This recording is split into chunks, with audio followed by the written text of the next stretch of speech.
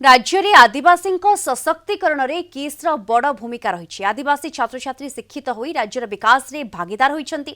आदिवासी सामाजिक अर्थनैतिक उन्नति होउछि। एभली एक अनुष्ठान को बदनाम करने को हीन चक्रांत को सबु महलरू निंदा होउछि।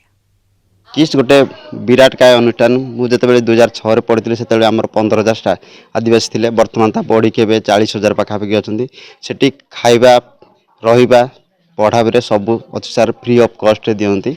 विश्व माने ये अनुष्ठान देखा विरल किंतु विरोध जो बारंबार मिथ्या प्रचार करुच्ची आम तो दुखित यही जो मर्मांत से घटना को नहीं किंतु तांकु नहीं कि जो ओटी बारंबार प्रचार करुच्ची आम दृढ़ हस्तार निंदा कर। किस विषय जो तथ्य विभिन्न प्रकार गणमाध्यम देखु दुर्भाग्यजनक किस गोटे एभली अनुष्ठान जे कि ओडिशा को गर्वित कर विशेषकर बालेश्वर भी किस गोटे ऑर्गेनाइजेशन अच्छी बहुत आदिवासी पिला माने बेनिफिट होती विशेषकर गोटे एजुकेशन सेक्टर किस बहुत बड़ नाम अच्छे जो मैंने अपप्रचार कर चेष्टा कर लिभे पारे ना।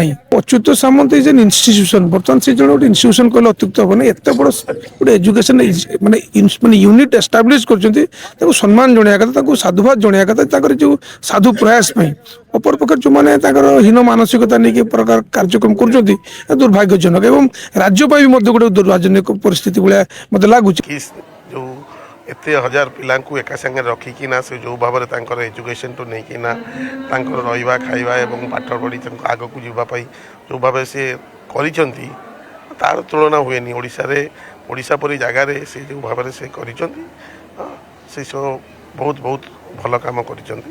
आम सब मन रखू अच्युत बाबू जो कम कर स्पोर्ट्स हो एजुकेशन हो ओडिशावासी सब मन रखिए अवदान पाई आम जो मैंने स्पोर्ट्स मैन जो मैंने स्पोर्ट्स ऑर्गेनाइजर सांगे सब जिते पाखे जाइचु जेकोसी स्पोर्ट्स को लेकिन से सब से सब स्पोर्ट्स को साहाय्य कर सब गोटे अनुष्ठान जो गठन हुए किसी ना कि एपट सेपट हुए आसे जाए सब ठीक अच्छे किस और किट क्षेत्र में जोटा कहले निश्चित भाव में अनुष्ठान नाम खाली ओडिशा रे नुह जातीय स्तर अच्छी नेशनल इंटरनेशनल स्तर अच्छी ये घटनावली जो घटुचे आम सचेतन हवा दरकार।